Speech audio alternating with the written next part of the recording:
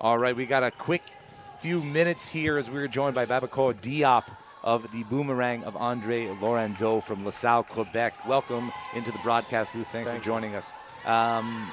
We were talking to everybody about their takes on the weekend and kind of what the teams are working on. So you and your guys from Quebec, what's the biggest message from the coaching staff and the takeaways that you want to bring back home at the end of this weekend? Honestly, it's just like coming here, like playing really hard. Like we get to get to know another perspective of like how the basketball is played, because it's really played differently in here rather than in Quebec. Like the pace here is much faster, and everything is like much.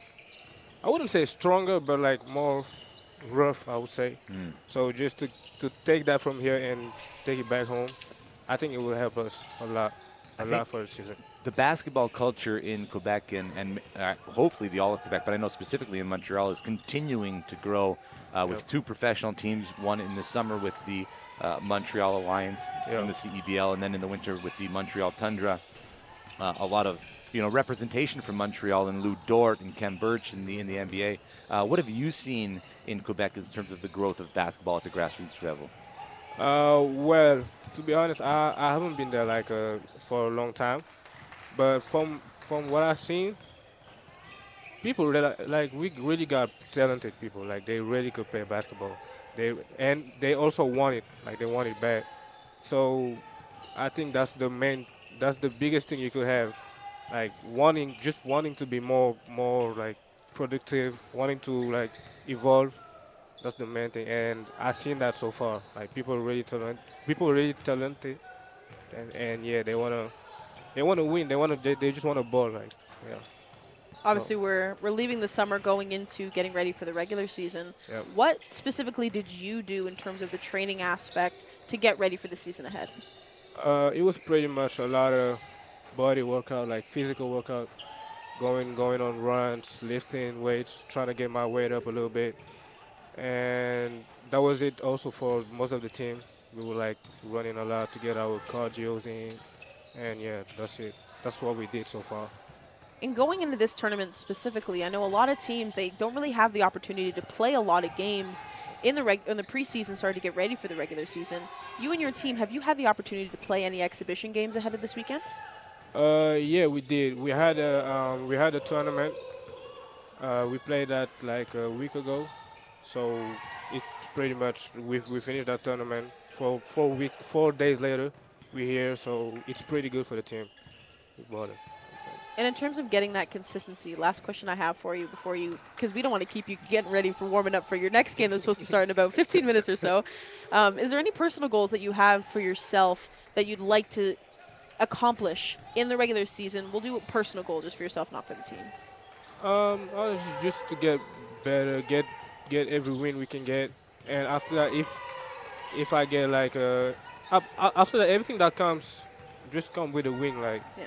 if I get like an MVP, it's not me, it's because of my teammates. Yeah. So yeah, that's it pretty much. Just pretty much get the win, get every win we can, and yeah, we'll see from there, like whatever happens. At this level of basketball, the schedule can be pretty rigorous. Early mornings, late nights, lots and lots and lots of basketball, whether it's film study, working out in the gym. Is there something that you do to kind of keep yourself fresh on your approach to the game and step back, maybe take a day off and whether it be hang out with family or play video games or music or something like that? Is there something that allows you to remove yourself from the game so that you can get right back into it? Honestly, I don't really take days off from basketball, cause when I want to rest from basketball, I do it while playing basketball. Like I go shooting or something.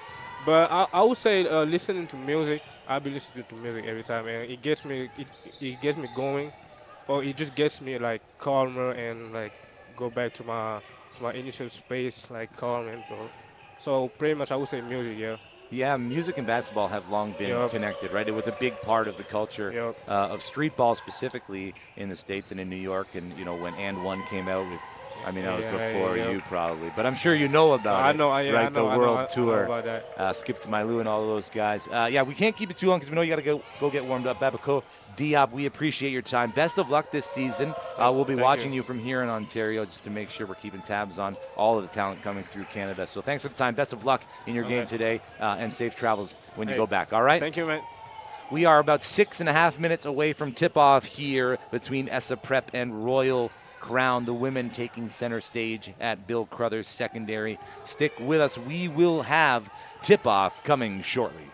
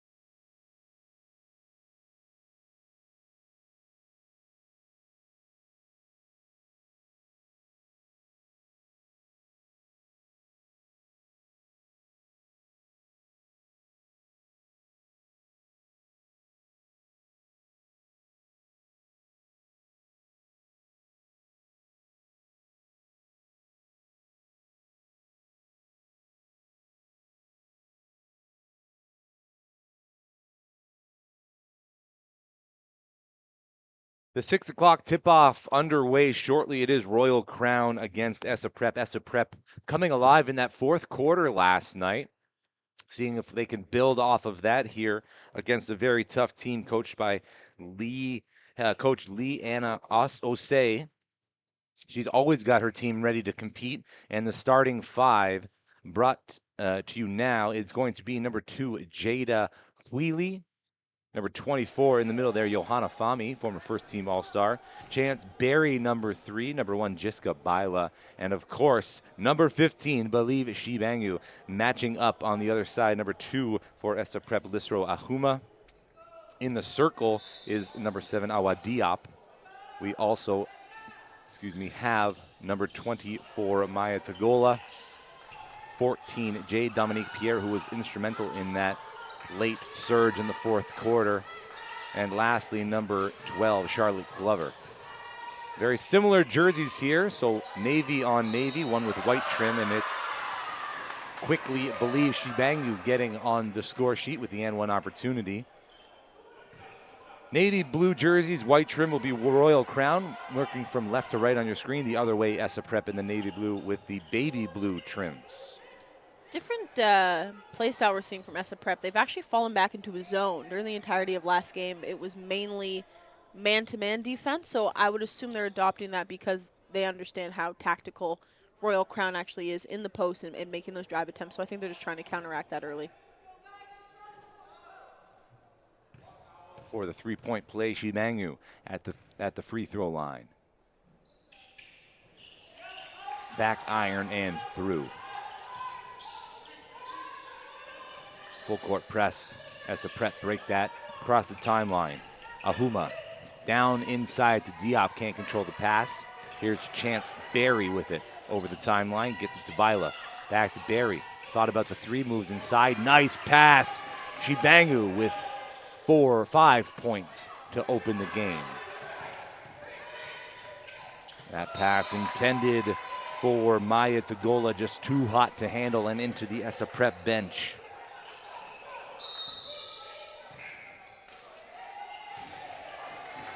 Timeout on the floor. First one called by Essa Prep. Early 5-0 lead for Royal Crown. 7-16. Just 44 seconds played in this game.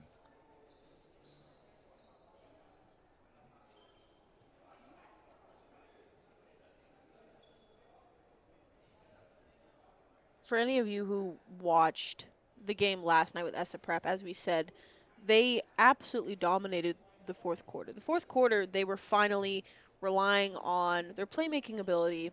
They were using quick ball movement, incorporating post work. They were getting comfortable, is honestly an easier way to put it.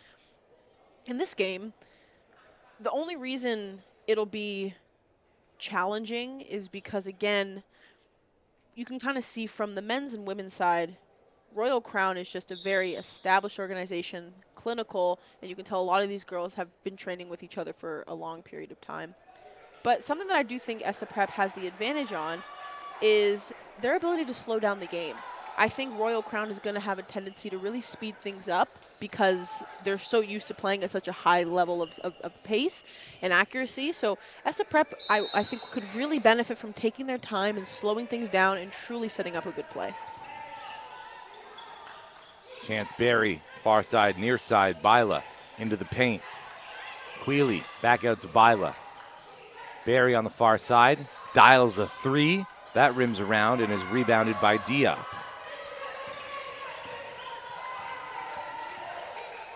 Jade Dominique Pierre over the timeline, dribbling to her right, picks up the dribble, is in trouble. Got to get it to a teammate, finds Glover. Back to the top, swing pass, Diop. 7 seconds left on the shot clock. Ahuma into the corner. Glover has to put it up and does. Johanna Fami grabs the rebound. Scratch that. Devine Toomba for the rebound. Number 24 on Royal Crown. That's a turnover, and Essa Prep have a chance to cut into the lead here. 6:31 remaining in the opening quarter.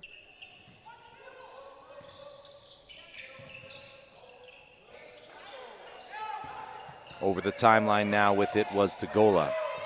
Tagola working on the near side. being hounded there defensively, coming away with the strip, but out of bounds as she gets possession was Jada Quealy.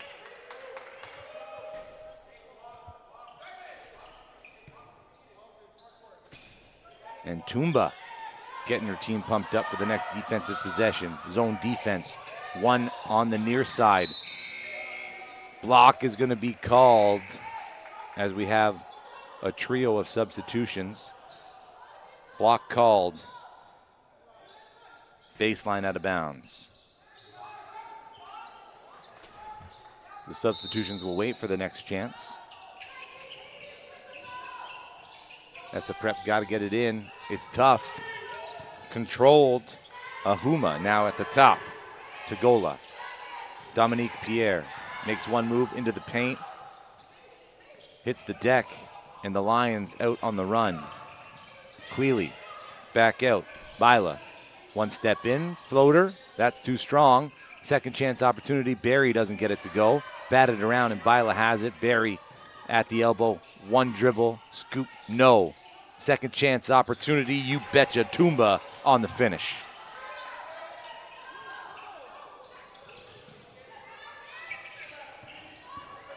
A chance here for Essa on the odd man rush. Diop. No. Tumba with the rebound defensively. Promptly to the hands of Bila, pushing the pace. Nice feed inside. Jada Quealy with the finish.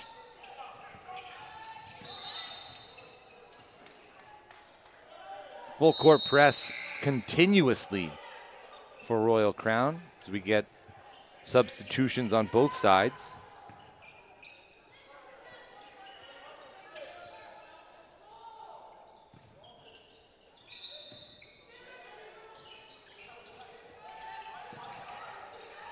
More tight defense and trouble for Essa Prep. Got to get it over. There's only 2 seconds left on the backcourt violation. And that ball out of bounds off of an Essa Prep player. Royal Crown with possession. It's 9-0 for the Lions. 2 minutes and 2 seconds into the game. Quick inbound pass. Barry gets it right back and hands it over to Amaya Robinson. She finds Eunicia Salgado. One more pass into the corner. It was Katarina Veljovic. Chance Barry now from three. That's no good. Fighting for the rebound, Sierra Sunkel and Eunicia Salgado. Jump ball called, and Essa Prep now with possession. Haven't been able to get out of their own end quite controlled here early in the game. Honestly, I think the press has a lot to do with that. They're able to break the press, but sometimes you have a tendency to just play more fast pace, and it doesn't. I'm just going to stop talking because I was going to finish and say that it doesn't result in baskets. Obviously it does. Lisro Ahuma keeping the ball, going to the basket, getting the hoop and the harm. Opportunity for a three-point play. What I was going to say was Essa Prep has no problem breaking the press. They break it within 2 passes. The problem is that when you do that, you don't have a tendency to have your players in the right position to get a good effective try, but that was a fantastic effort there. Veljovic inside to Salgado. That's an and one opportunity the other way. Every single player up off the bench and congratulating Eunicia Salgado on the bucket.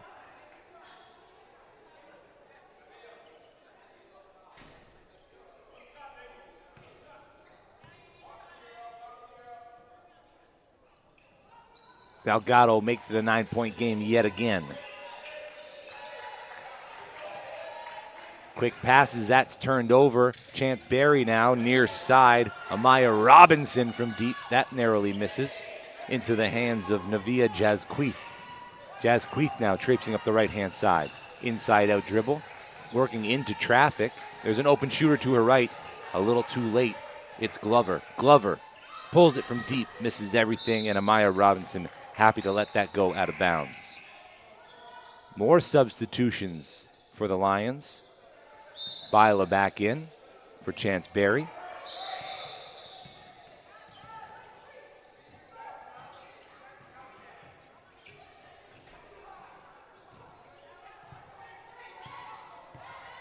An inadvertent whistle, so we will reset on the side.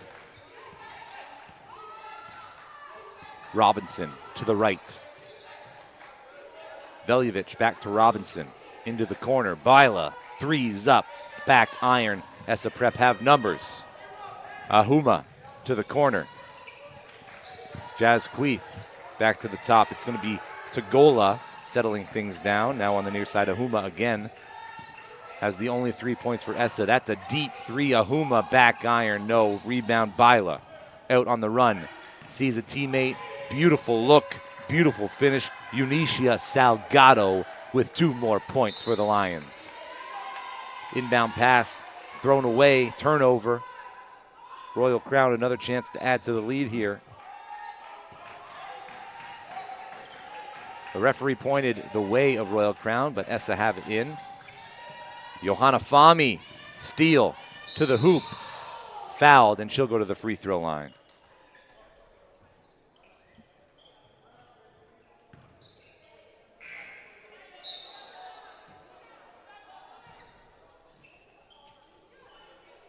Katarina Veljovic out. Jada Queely back in.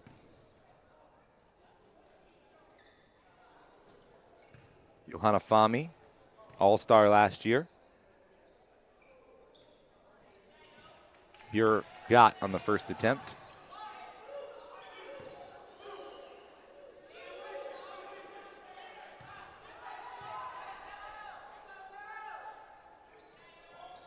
The second off the back of the iron. Fighting for the rebound was Bila. And last touched by Dominique Pierre. That's out of bounds. Royal Crown baseline out of bounds. 2:47 remaining in the first quarter of the 6 o'clock tip-off. One more game on the schedule after this. Code Academy versus William Academy. Johanna Fahmy blocked at the top by Sierra Sunkel. Bila from 3 at the expiration of the shot clock. That doesn't go. Offensive rebound put back up, blocked. Lauren Quantz can't get it to go, and that's another foul on Essa Prep. Numbers 22, Sierra Sunkel, charged with the foul that time. Solid defensive effort, though, from Essa Prep, I will say. I mean, it's a margin that they're down by right now, 12 points. But it could be a lot larger, to be honest. They were facing a similar thing yesterday, and they really turned up the defense, and that's what they had to hang their hat on, especially in that fourth quarter when they allowed their offense to flourish from the defensive side of the ball. The second shot is good for Lauren Quantz. Another inbound pass intercepted, taken up by Bila, gets her own rebound. That time coming away with it, Jazz Queeth, working up the right-hand side behind the back. A nice crossover, slowing things down, allowing her team to get caught up. Near side, Tagola into the corner. Right back to Tagola. She calls her own number. That's going to go 16-6. It's a 10-point lead. The defense chants coming from the bench. The bench getting involved vocally. We like that. Sunkel. Nice back cut by Fahmy. She completes the play. Good, tall defense from Jade Dominique Pierre. Just better offense that time. And here's Dominique Pierre now up the left-hand side. Jazz Queeth on the far side. Hands it off. Ahuma. Nice spin move into the lane. Scoop, no. There to disrupt it, and now with the rebound was Eunicia Salgado, who gives it up to Jessica Bila. Salgado working downhill, blocked by Sunkel, and Sunkel is a block machine. We're seeing like a newfound aggression on defense that we didn't see yesterday from Essa Prep. And I don't know if it's because they're playing a team who's demanding more of them, potentially on the defensive end, but I'm loving the aggression so far. That pass almost thrown away. Here's Tagola. Gives it up to Diop.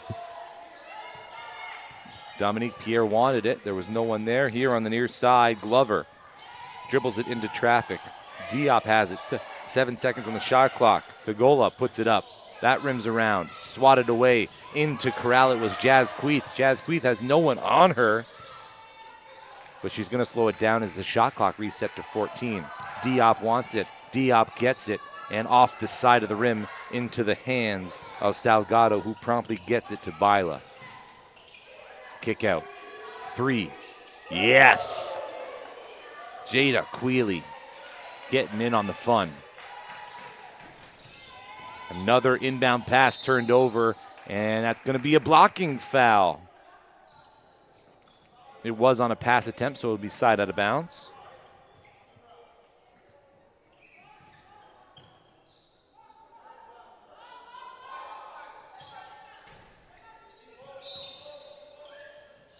Quick inbound pass. That one disrupted by Jazz Queeth. She's alone. Got one with her. Gives it up. The pass a little too much for Charlotte Glover to handle. It was a 2-on-1. Might have been better to keep it herself. In times like that, I've always said, it's usually a rule of thumb. When you're past like the second hash mark, it gets kind of tight to make those quick passes. If anything, a good fake would have been nice, and then take it on the left side. 5 seconds left in the quarter. Shots up from the mid-range. No good. Tagola with the rebound is just going to hold and dribble it out. 21-6. Royal Crown lead after one period of play in the penultimate game on this Saturday night from Bill Carruthers Secondary School. It is the 2024 OSBA Fall Showcase on OSBA TV, the YouTube page. JJ Evison, Sydney Holmes here all weekend long. We appreciate you tuning in. We're covering all sorts of teams and players and stories, and we've been able to talk to some of these players, and they've given us insight into their summers, what to expect from the upcoming season, what they're looking to get out of a tournament like this. Of course, there are Ontario University scouts here in person as well as watching online. So they're juggling, having to put themselves out there and try and further their careers while also taking care of their team and teammates and getting ready for the upcoming season. And where I know a lot of these women compete as well, in the AAU circuit, it's pretty cool, at least when I did it growing up. At one of the tournaments, I believe it was either Kentucky or Atlanta, it's usually like the marquee tournament of the summer. But the coolest thing is they put a wall up, and on that wall they tape a bunch of logos for all the schools that are going to be coming and seeing you play during the weekend. It just kind of puts it into perspective of there's a lot of coaches who will come with the gear on and they'll kind of come and just to see how you act with them there. But there's some that will come just in like regular clothes. That way they can see how you act when you don't think that someone's watching you, which I know is a lot of the demeanor on these players. It matters. The bench impression, as we've talked about, matters.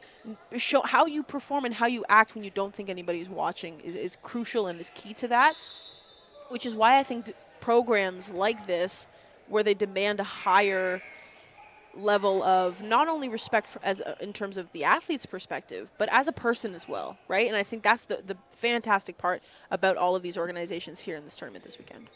A few new players on the court for Royal Crown. Number 11, Rachel Skulski. Number 12, Rihanna Calvert. And number 30, Kiyomi Huestis, joining Chance Berry on the court alongside Johanna Fami. Scratch that, it's Devine Tumba who gets the basket. And one opportunity here for Tumba. Teammates giving her the flexing celebration. She puts her defender in the weight room.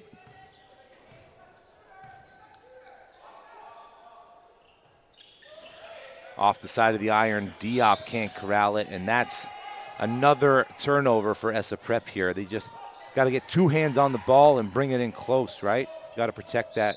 Got to protect that rock. Tumba working inside, kicks it out. Skulski off the mark. Jade Dominique Pierre now on the right-hand side, working on Tumba here to the left. Wants to clear out space, gives it up to Jazz Queeth.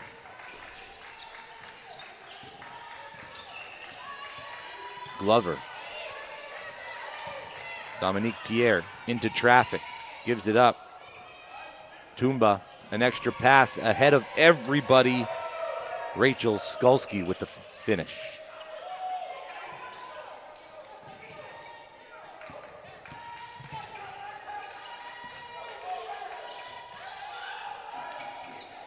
Jade Dominique Pierre down to Diop. Quick shot, that's up and good. Quick release is beneficial.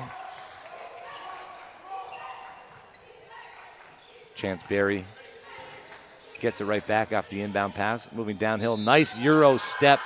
Gonna be the block and one opportunity. And Royal Crown not afraid to get physical and get to the line.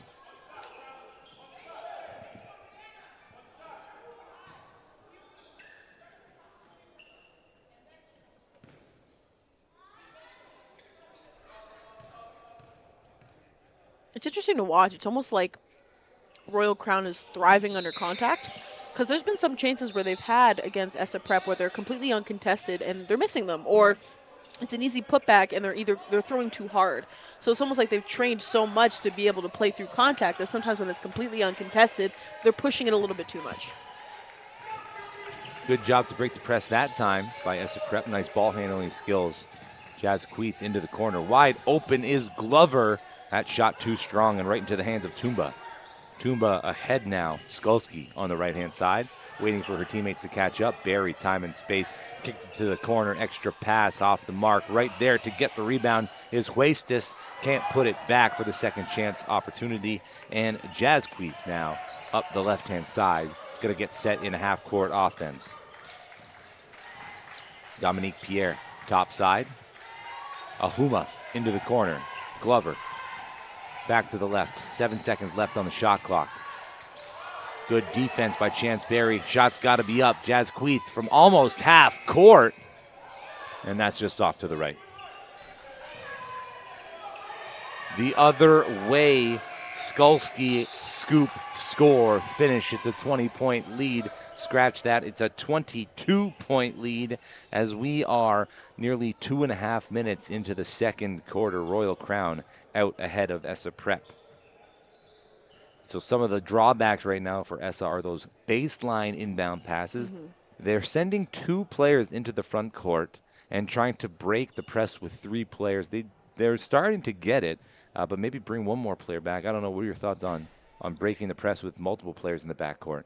I think whoever is bringing up the ball needs to be quicker with the decision making, because the second you stop and hesitate on where you're going to pass the ball, it gives the defense time to adjust and time to collapse on you to make the pass even a harder option to make. So what they were doing, which was successful, is as soon as it's inbounded, a quick 2 passes, one to the side, which it has to be, you can't go down the middle. You have to pick a side. For them, it's been working picking the right side. Quick inbound, pass to the right side, pass to either the middle person who's flashing or someone who's coming from the far side to help. That was working for them. But the problem now is Royal Crown was adjusting to that because they realized, and smart on the coach, they were quickly beating it with 2 passes. So she's now added another person in the middle to kind of counteract that. But Essa Prep relied on that quick passing and it was working. So what I would say is, like you said, have that secondary person coming in, but make it delayed so that way they're not standing there and taking away the passing lane too early. Well, let's see how it works this time. And into the middle, far side now. And they're over the timeline, but got to settle it down. Here we are near side. Jade Dominique Pierre. Hands off to Glover. Far side to Gola. Back to Glover. 7 seconds. Glover puts it up. No good. Right there for the rebound was Ahuma. Ahuma stepping through using the backboard. And that's another 2 points for Ahuma, who now has 5 in the game. Corner shot, feet set. Rachel Skulski getting in on the scoring. She's got 3 made baskets here in the opening half. And now a steal to go with it. Calvert, Skulski off to the left. And that last touches the hands of Jade Dominique Pierre and out of bounds.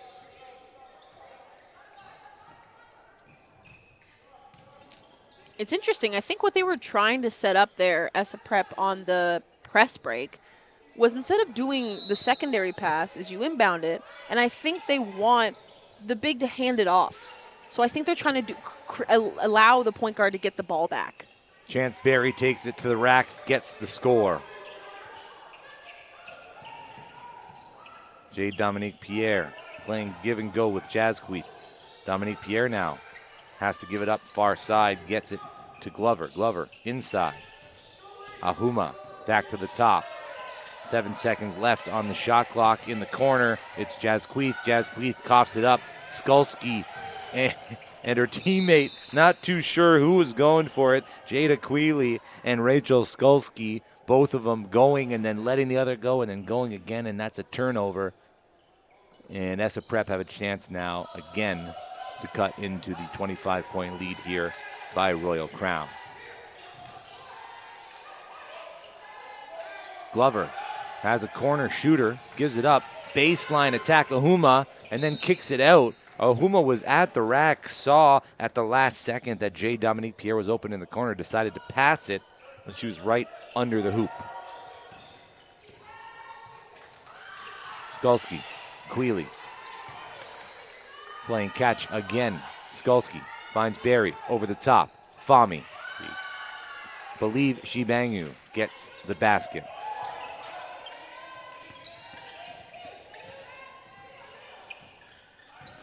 Couple of passes, gets the ball to Skulski, who gets fouled. So Royal Crown doing a great job of distributing the ball around to each and every player on the floor. Quick passes, heads-up plays. Skulski good from the line.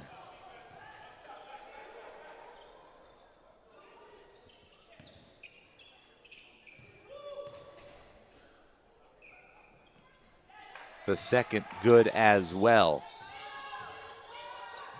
Put a star by her name, Rachel Skulski. We'll have to keep an eye on her this season as she's been contributing here in this contest.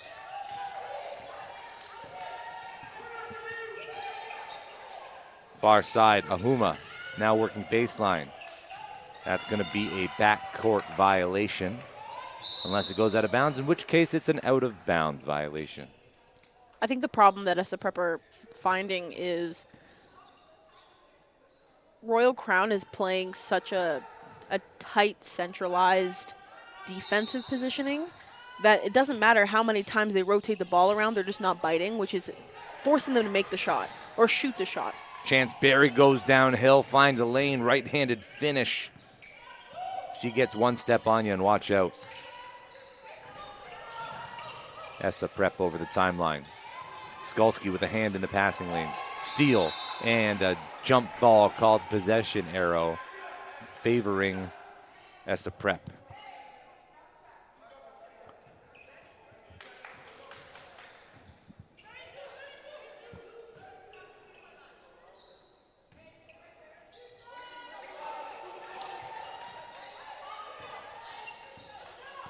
Full 24 seconds on the shot clock.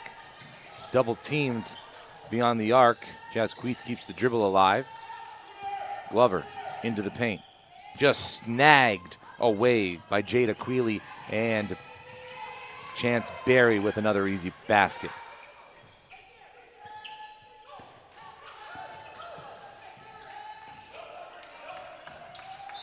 The pressure there brought on by Jada Quealy forces a turnover.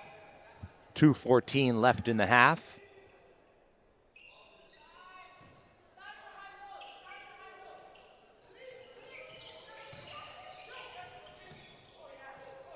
Nice passing results in another 2 points for Toomba. 4 players from Royal Crown touching the ball on the inbound pass that time. J. Dominique Pierre over the timeline, working to her left, runs into trouble. She's triple teamed. It's got to be a couple teammates open, and a foul called on the inside. It will be against Rachel Skulski, number 11, the reach-in foul.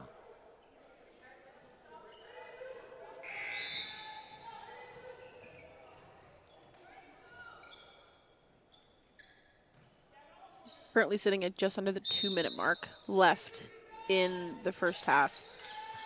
JJ, I feel like I haven't asked you anything, and I'll start by this. Is there anything specifically that you can see from Royal Crown that would hinder them when they play a team that is maybe a bit more aggressive offensively? It's a great question. I mean, another 2 points, that time Jada Quealy. What I see from Royal Crown is just a well-oiled team. Like, everybody's on a string. I don't know. I think this league is wide open right now. They, after watching them play, could be the front runners. We've seen some of the juggernauts, Jay Addison and Orangeville, and some of the teams that we saw in the playoffs last year, as Skulski gets another 2 points. But the way that they're playing this early in the season has me believing that they are the team to knock off if you want to win a championship, right? Of course, a lot of returning players. The coaching staff is well versed in developing a program that maintains excellence and demands a lot of their players. So good offensive looks and sharing of the ball defensively. they're doing a good job in the zone, getting to the ball and communicating. That last bucket, making it 49-13 as we approach 30 seconds left in the half. And I think if they can cut out some of the carelessness, some of the throwaways, they will not cruise through the season, but they'll be somebody that all teams will be keeping a pulse on for sure. For sure, absolutely. Like that, well-timed jump. Like they knew where the pass was going. They were inviting the pass to Jade Dominique Pierre, and just got by like getting up to get a fingertip on it, right? Like small little plays like that, separate the goods from the greats, or the greats from the goods. But it's like you said, though, that string mentality, it's like that's a true zone. When one person rotates, everyone kind of shifts a little bit in their positioning. And having that connection this early in the season, I think will only benefit them. They'll continue to grow and get stronger. 10 seconds left from the corner. Shots off the near iron, and then corralled by Ahuma. 4 seconds left. Ahuma's got to throw it up, gives it over to Glover. Glover gets the shot off, just a little too strong. So after 16 minutes of play, 49-13 is the lead for Royal Crown as we step aside for halftime. We'll be back in 5 minutes with third and fourth quarter action.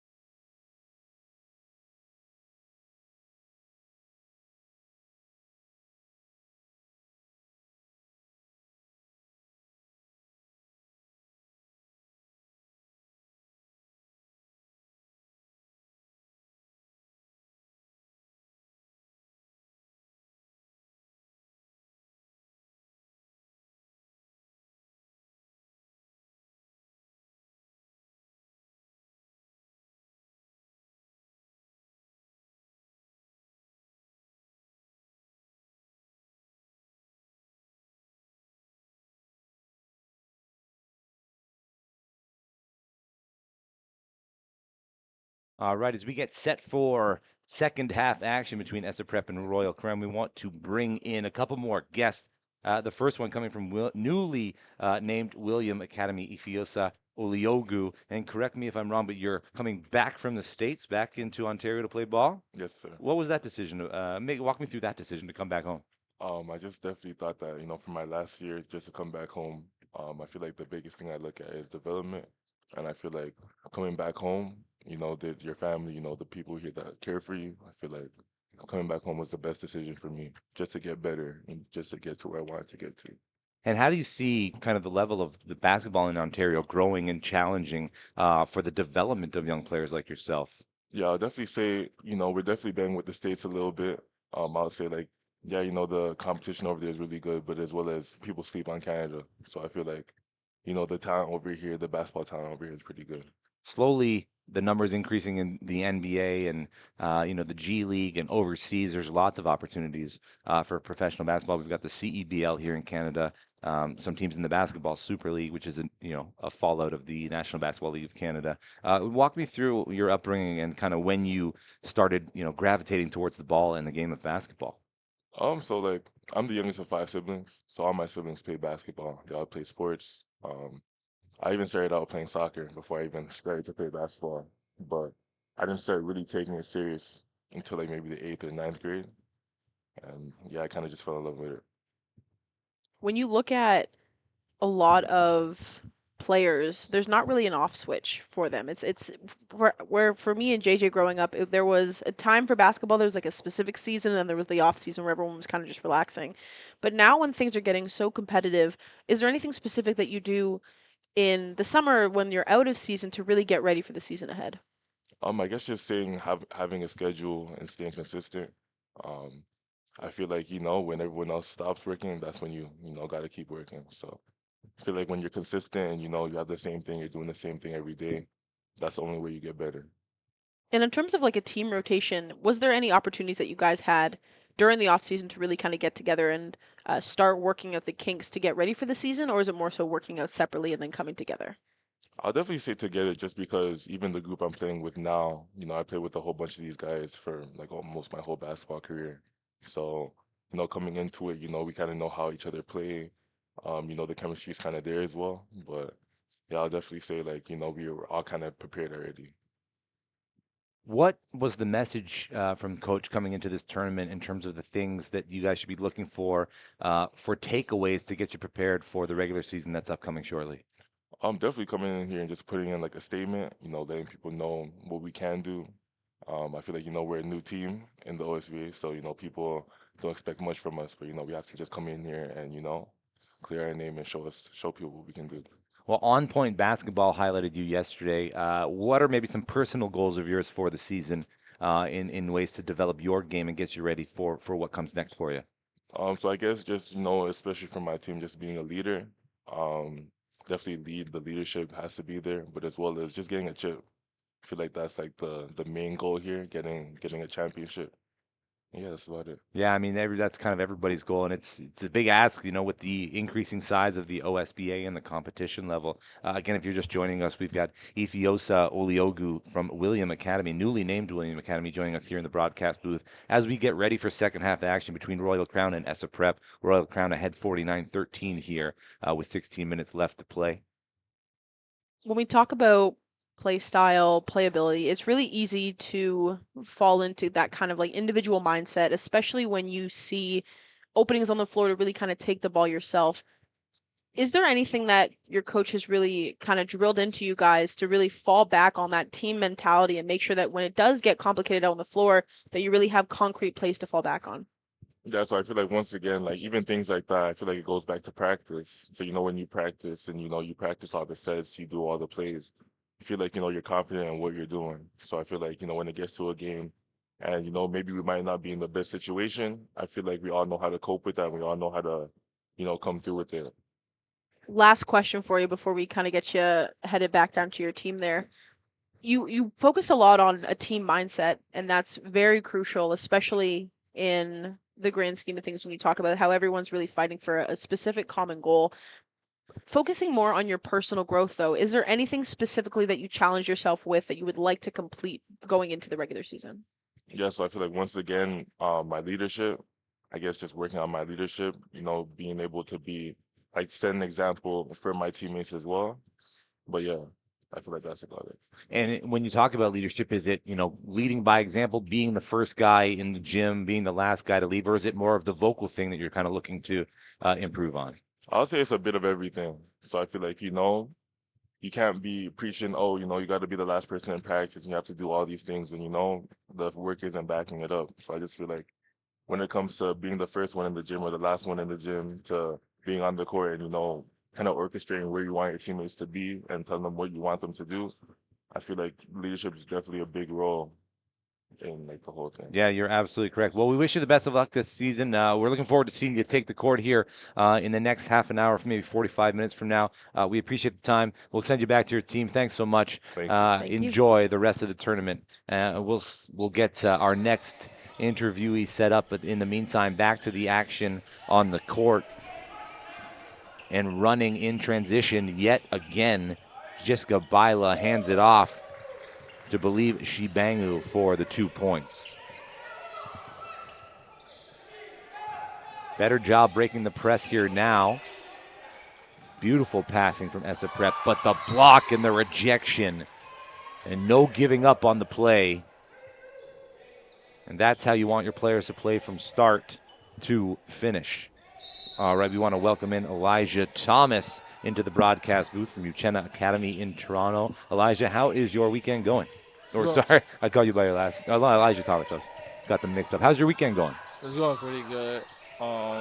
Just got our first OSBA game, obviously our second actual game, and we didn't have all of our players because some players, couldn't play. But like we still came, worked hard, still knew like what we had to do at the end of the day, and that was to get the dub, and that's what we got. There you go. It's starting off on the right foot. You got more games to play this weekend? Yeah. One more tomorrow? Yeah, 9 a.m. 9 a.m. Yeah. Bright and early. Right. Do you find that there's is there a time that your body is better prepared to play, or you can kind of get up at 7, start warming up, but be ready to go at 9? I think it's like more like a mental part for me. Like if I don't stretch in the morning, I'm not gonna be prepared in the morning. So like if I know my game's at 9 a.m., I have to get up earlier than probably like 7 o'clock stretch. Get what I have to get done, put the right stuff in my body, and I'll be ready to play. What meal do you have for a morning game? What's your go-to meal? Well, sometimes I go to Sunrise, get some porridge. Ooh, porridge. Yeah, some porridge. Yeah, now you're speaking my language. Us senior citizens love a good bowl of porridge. Yeah. And then probably like a peanut butter sandwich and then Okay. some tea, and I'll be good. Some tea. Yeah. Wow. You're an old soul, my friend. That's a big take to the basket there by Jada Queely. The body's hitting the floor. Jazz Queeth able to get up under her own power, so nothing to worry about there. Well, while we're kind of talking about pregame aspect, you talked about kind of what you eat usually going to a morning game. Is there anything that specific, some people will call it maybe a superstition, that you have to do every single time before you play? I have to stretch. If I don't stretch, then it's gonna be a problem for me because I got knee pain sometimes. So if I don't stretch, it's gonna be killing me in the middle of the game, and I can't have that. Which is interesting because there's some people who will only usually stretch during warm-up with their team. So the fact that you're doing double just to prepare yourself, it honestly is probably a testament to the results you've been able to get. And I know going into this year, it's a big year for you, obviously, 2025 grad year. Yeah. And there can be a lot of outside pressure, especially when you have schools starting to give you offers and there's big decisions that are kind of coming up ahead. Is there anything that you kind of specifically focus on so that way you don't get too distracted from the outside noise so you can really focus on like your team and the game that's really in front of you? I just try to keep myself in the gym, keep myself like with my team instead of going outside or doing stuff I don't need to do. Like make sure that if I do this, it's gonna benefit me in the future instead of doing something that I know is like not gonna really mean nothing for me 5 years later, 2 years later, a year later. So I'm really trying to like minimize what I do and what I need to do to get what I have to get done. When you're not on the court, are there any basketball teams or leagues or players that you follow or anybody you're trying to model your game after? My brother, mostly my brother, like he's in college right now. So I'm trying to like be on the front, like what can I do to better myself in the future? What can I do to get myself prepared for college? And what has he told you about that? He told me just to like mentally be ready, make sure you like eat good, and like that's what really got me into like eating the right stuff. And like always remember like there's coaches watching you like all the time. So get mad. Like, don't get mad at yourself. Don't try to put yourself in like a bad spot to know you can't get yourself out of. And like, always do what you need to do and talk to your team even if they down to get them back up. Yeah, every team kind of needs that positive person, Yeah. an energy guy, right? Yeah. We were talking earlier about scouts that come to the game maybe wearing kind of their school's logo, some Yeah. coming in street clothes, and you never know who's Yeah. watching. So I think that's some great advice for sure. Yeah. Timeout on the floor here. 4:39 remaining, 57-13. Um, the summer, obviously, people take time off, and we were talking to a couple players about, if you're constantly playing basketball, sometimes you have, conflicting emotions, and you maybe wake up one day and you're really tired. You don't want to go to the gym. How do you keep yourself fresh and wanting to get better at basketball? Well, obviously, it's AAU, so that's mostly like motivated me. Also, like stay in the gym and all that. And like my friend group is all basketball players, so we always at the gym. Like we never going outside. Like I said before, doing stuff we don't need to do. We always in the gym, and that's what you see what's motivating me. Like when I'm at home, I'm watching basketball. I'm watching film, trying to figure out what can I do to get better. And I always make it fun for myself. So like some people like, oh, stop playing basketball in the future. I'm trying to make it fun for myself that like I keep playing basketball because like I love the game. Yeah, that's nice. You got to keep it fun. You got to keep it fresh. I mean, you hear the professionals talk about it all the time. Obviously, there are situations where it's very intense, high emotions. But at the end of the day, it is a game that you learn growing up and as a kid. And I think once you can kind of get back to that and re-look at the game through those eyes, you kind of, can come back at it with a fresh approach. And I know you mentioned your brother. He's currently playing at the collegiate level. Was he the person who really got you into playing basketball? Yeah. Or okay, cool. Like when I was young, we would go in the basement and he would just work me out and all that. And like I'd play one on one with him sometimes. Like even if I know like, I couldn't beat him, I'd always tell myself like I'm gonna win. And like now he was just making it fun for me. And like that's why I started to like, love the game more and more and take it more serious. Shots up, but off the mark. Rebounded offensively that time. Johanna Fahmy, and then out of bounds. 4:15 remaining in the third quarter. If you look at the landscape of basketball here in Ontario, it seems to be that every year the talent's getting better. People are coming in from out of province, out of country. What do you think that says about, coming to Ontario to play basketball and what you're up against this season? I think it says a lot. Like some people, because before like some people will go down to the States for better opportunities, but now you don't really do that because coaches are coming out here because they know the talent's got better, everyone's evolving. And like that really says a lot about how Canada's like a really serious, Ontario's a really serious like basketball community. Canada's a really serious basketball community, and like they're trying to also get places where people in the States are trying to get, and like they're willing to do what you need to do to get there. It's funny. So the Toronto Raptors came into the NBA League in 1995, and now here we are coming into 2025 next year. They're finally retiring the first jersey. Vince Carter going up to the Raptors. A lot of people thought maybe Kyle Lowry should have been the first one. Do you have a take on that at all? I say Vince Carter, to be honest. Like I love Kyle Lowry, but like Vince Carter was like obviously like the first one, and he really put a stamp on Toronto. And like I didn't really have a point on it, but like when I think about it, I say like it should be Vince Carter, but Kyle Lowry should get his jersey retired also. I mean, he will. He's just not retired yet, right? He's exactly. back in Philadelphia for another season there with Paul George and Tyrese Maxey and Joel Embiid. So we'll see what happens in Philly. I don't know about what's going to happen in Toronto. They got a young squad, a young coach. So we'll have to watch them this year. What do you think? Did you follow the news on the Karl Anthony Towns trade last night? I didn't look too deep into it, but like I seen it, and some people were like very shocked about that trade. Like they shouldn't have traded him. Like me personally, I don't think that was a dumb trade because he's probably the best big man shooter, one of the best big man shooters in the league, and he's really good at his position. So like that trade right there, like I know he's getting old, but like that trade was like a little off to me. I was shocked when I seen it. It'll be interesting to see the fit in New York. I mean, obviously Dante DiVincenzo, one of the best role players in the league, heading over to Minnesota, where they need some of those guys, and Anthony Edwards, I think, is kind of taking over. The number one role there, and I think there was a little bit of confusion, headbutting, and obviously they got Rudy Gobert and Naz Reid, right, one of the better big men in the league as well. He showed himself in the playoffs last year, so the NBA will be fun to watch this year, I think. Not much change in the score in the game, 61-13, 2:38. Final question we kind of got for you, Elijah. I know you're focused a lot on solo improvement and kind of like team goals that you want to really set out for yourself during the season. But because this is the time for you to really cement yourself and really as a leader on the court and off the court, was there any personal goals you had set for yourself entering into the season? I'm trying to get like more offers. Obviously, like make sure I'm prepared for college. Make sure that I need to win as a team. Trying to win OSBA and all that. Trying to win like other tournaments that we're also into. And like I said before, just rack up my offers and make sure I have a good choice for the future. Amazing. Perfect. Well, thanks for joining us, Elijah. We appreciate it. Best of luck this season. Make sure you stretch before and after those games. And got maybe you. sometime we should be able to share a bowl of porridge together. That's my favorite breakfast for sure. All right. We want to thank Elijah Thomas for joining us in the broadcast booth, Uchenna Academy, Toronto, Ontario. Lots of great young men and women coming into the booth today we got to chat with. We appreciate their time.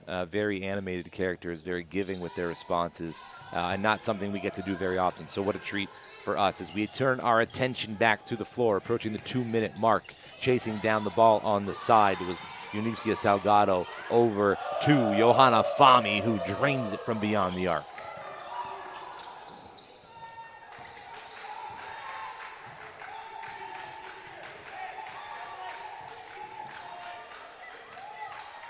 Charlotte Glover gives it up near side. J. Dominique Pierre. One more pass to Sunkel. Back up to the top. It's Maya Tagola. Swing. Glover fakes the shot. Steps in, moves back. Shots up, back, iron. Right into the hands of Sunkel. Catch high, keep high. Second chance, no good. And Fami with the rebound.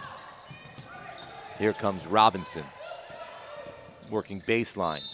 Tries to go off the glass. Foul called on number 14, Jade Dominique Pierre, and Amaya Robinson to the free throw line. Just to kind of reference the conversation we just had with Elijah, it's really interesting how every single person we've talked to today have tremendously different paths to get to this league and to get to their teams. But it also shows that you don't necessarily have to be always competing at basketball at a high level to just have a switch one day and understand that this is a goal for yourself. You can do it in any grade, in any age. Obviously, I think it might be a bit harder of an ask for ourselves at the ages that we're at, but there's many different ways for you to get to this place. And that's one of the beauty parts about Ontario basketball is there's so many options to kind of get to that one same end result, which everybody has. And it's good that they also recognize, the growth of the sport here in Ontario and the level of competition they'll be facing, this year and probably getting better year in, year out moving forward. And everybody's mentioned it in their own kind of way. The competition in the States, it's not like it's changed. It's just Canada is now matching the competition level. So you're not really seeing people really have to go outside of the country to really face a high-level competition in basketball. They're finding it in-house, and we're finding it at the OSBA. 1 minute left in the third quarter. Essa prep in the offensive side. Shot clock violation. Ahuma not aware that the clock was ticking down. Again, something that the bench should have been shouting out pretty loudly. We've got an adjustment to the final game. We will have William Academy playing Vanier at 7:30. Fami down low. Just too close to the basket was Quance. And now another chance opportunity for Salgado, who completes the 2-point play. Nice shot fake. Picked up the dribble now inside. Foul's going to be called. Jade Dominique Pierre draws the foul. 5th foul. 7th in the quarter. 22.2 left.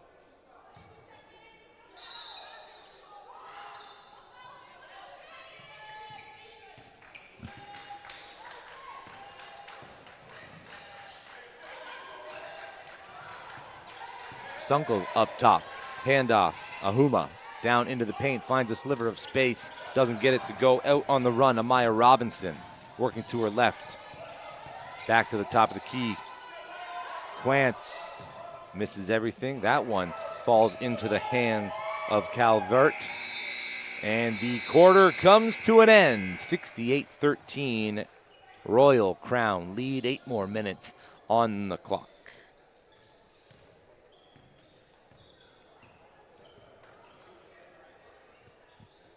Sydney, I remember doing an interview myself during the OSBA hockey championships, and it was an intermission interview. And during the interview, I totally blacked out. I was so nervous, don't even remember kind of what the questions were, what I said. I watched it back, and the reporter was asking me questions as if I was on the opposing team, and I was just answering them blindly. We were both kind of going into, and so I wonder how these kids feel. Talking to us, it sounds like they were comfortable with the responses we were getting. I think so. And honestly, what surprises me is that most of them can kind of articulate their own experiences, their own processes better than some professional basketball players, to be quite frank with you. And it's funny, there's almost like a running joke, I believe. What's the player you can rarely get anything out of? OG Anunoby took a long time to get something out of him. Scotty Barnes is kind of getting a bit better. Yeah, but he really mumbles. He doesn't really give you much. But also, too, this is the first time most of them are meeting us. That's so true. it's the fact that they're this comfortable and they're this good at like sharing their experiences, and they want to be vocal about how they got to here and their processes and how they trained over in like the summer. It also shows that they're proud of their achievements, which they again, should be. As they should, exactly, as they should be. And it's going into the next game, the men's game, the last one of the day. I'm interested to see, so this is our first time seeing in this tournament right now, a team from Quebec, if I'm not mistaken. Yeah, we haven't seen one yet. And we've had a few people talk about the competitiveness that can come out of Quebec. This team with Vanier College coming out of Montreal. I'm interested to see the change, because I know at least when we did tournaments growing up, there was definitely a switch when you would travel to Quebec, whether it be in LaSalle or Montreal. There was a switch. It was almost a different style of play, and in some cases it was more aggressive. So I'm really intrigued to see what that will look like here. Fourth quarter underway. That's a prep on the offensive side. Dominique Pierre inside out. Glover with the 3 off the mark.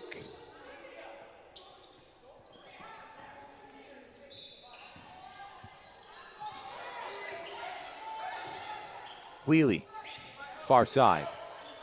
Over the timeline, hands off to Huestis.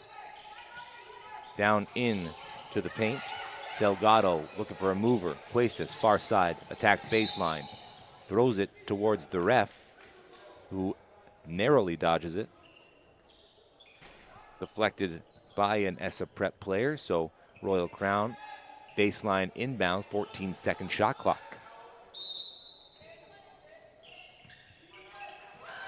Huestis moves it. Far side Huestis, down inside, working on 2. Good defense. Second chance opportunity, Salgado makes the most of it.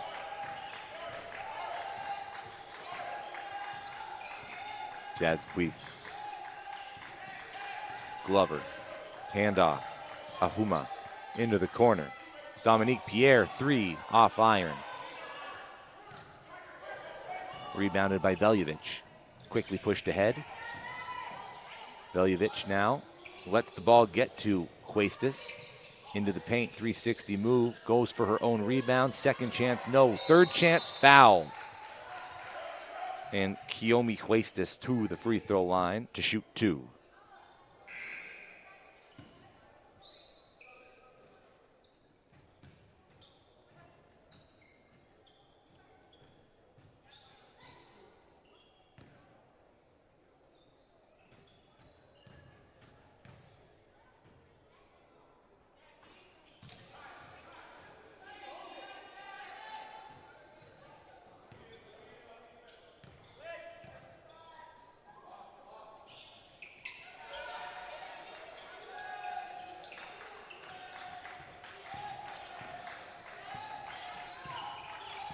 .71 points now for Royal Crown as a prep looking to add to their 13.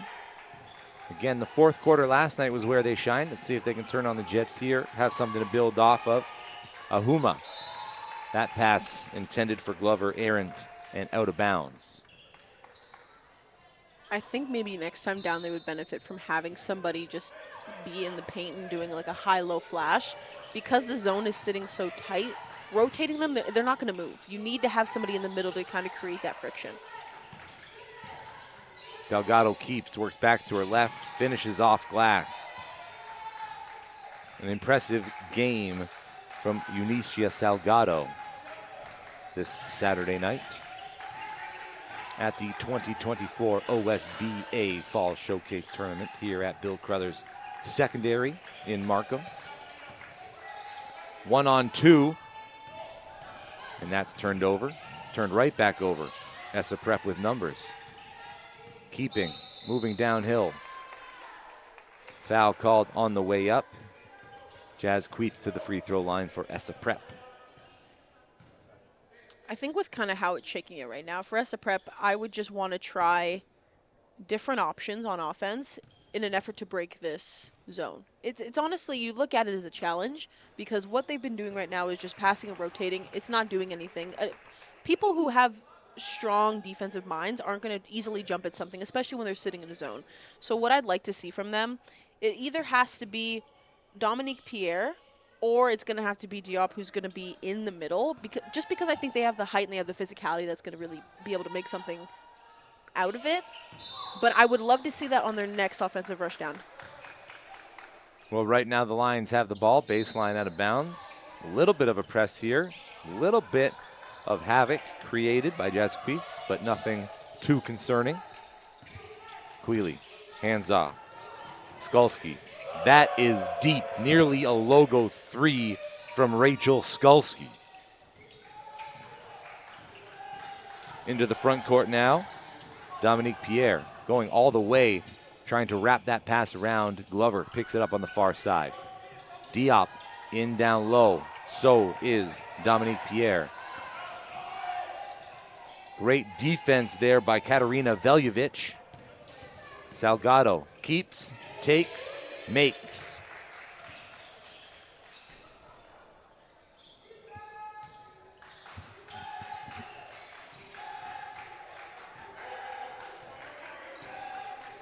Skipping down the far side, Jazz Queeth finds a shooter in the corner. Dominique Pierre gonna go baseline on Skulski.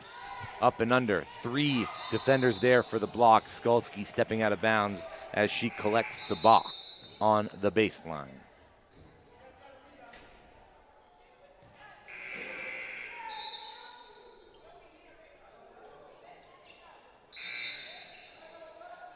Timeout Essa Prep at the 4:26 mark of the fourth quarter. Couple of standouts from Royal Crown. Rachel Skulski having quite the game, as well as Eunicia Salgado. We already know what Chance Berry can do. Amaya Robinson, Johanna Fami, Davine Toomba, Believe Shibangu, of course, all from last year.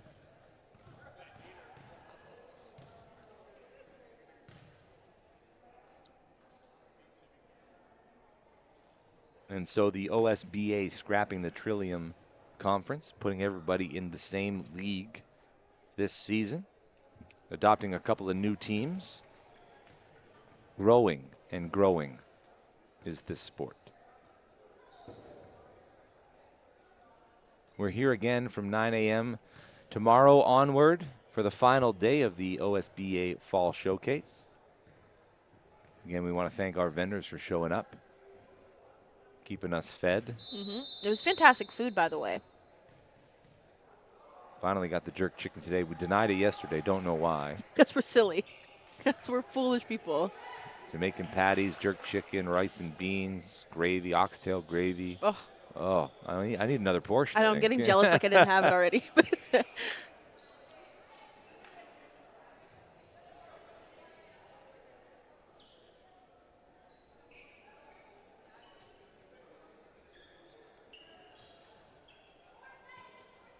4 seconds on the shot clock. Baseline inbound. Essa Prep have possession. Hard screen coming around at Jazz Queeth. 1-2 dribble. Has to get it off. Does not. Looking for a teammate to pass to. And another display of great defense from Royal Crown.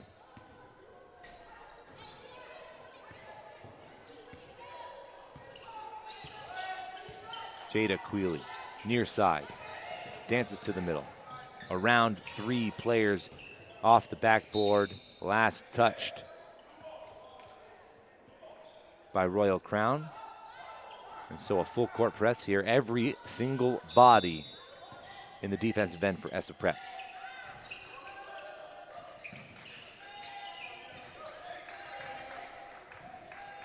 It's Jasquith on the far side, getting around Veljovic into the paint. Shooters in the corner. Dominique Pierre, baseline.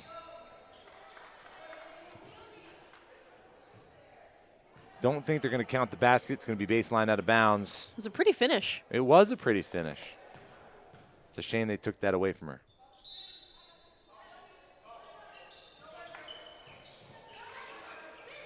All the way to the top of the key. Some handsy defense there. Here's Tagola. 3 seconds on the shot clock. Glover puts it up. Katarina Veljovic with the block. Timely block. Just seems like when there's a player from Royal Crown out of position defensively, somebody else is there to help. Like they have 6 or 7 players on the floor. That is not the case. A carry. The first carry we've seen called in this tournament. I was going to say, I don't know if I've seen that called. Nope. Just getting a little lackadaisical here in the final 3 minutes of the game. To Gola. To Glover. Down inside. That misses everything. Huestis. Ahead. Quealy. Keeps. And another lay-in for Jada Quealy.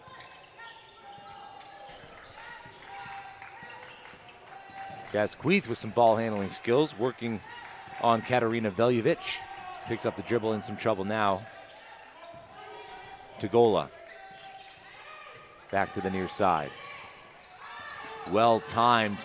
Couldn't come away with the strip though. Shot's got to be up. 1 second, and again, Jasquith stuck with the ball in her hands at the expiration of the shot clock. I think sometimes they have a tendency as a prep to be too reliant on Jasquith that they are waiting for her to start a play, so sometimes they have a tendency just to stand there and watch as she does all those moves, but as they're doing that, they have to be moving with her. They have to be cutting, backdoor cuts, something to give her the option to give someone a pass. Katarina Veljovic stepping out of bounds. She tried to keep it alive. Substitution. Rihanna Calvert in. Veljovic to the bench. 1:54 remains.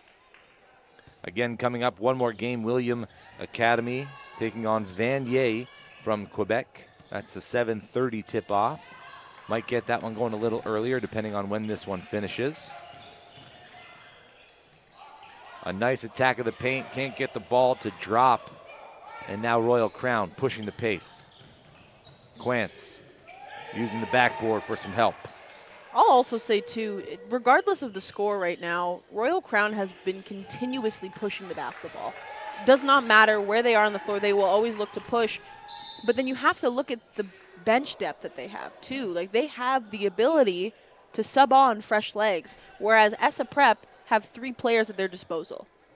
4 if you continue. Actually, no. I think it's just 3. I believe it's just the 3. They got 2 players in warm-up jerseys, 2 in the game jerseys. So 4 players on the bench, but 2 for the sake of argument, we'll say 2, right? We'll say 2. But that's hard. Oh, yeah. That also means that the majority of the players that are currently on right now, and I know for sure Dominique Pierre and Jasquith, they've played the majority of this game. The 3 is up and good. Add 3 more points to the score sheet for Rachel Skulski. Also, let me not forget Charlotte Glover. She's played the majority of this game as well. Absolutely. On the near side, Tagola. Isolation ball. Glover now, top side. 7 seconds left. Glover gets it off. No good. Rebounded Huestis. Ahead, just a little too far out of the reach for Quealy. Turnover, 31.5 remaining in the fourth quarter. I will say, I know it hasn't really been showing more in the fourth quarter, but Sierra Sunkel has really been finding her home more on the block. More confidence, I would say, in this game than last game.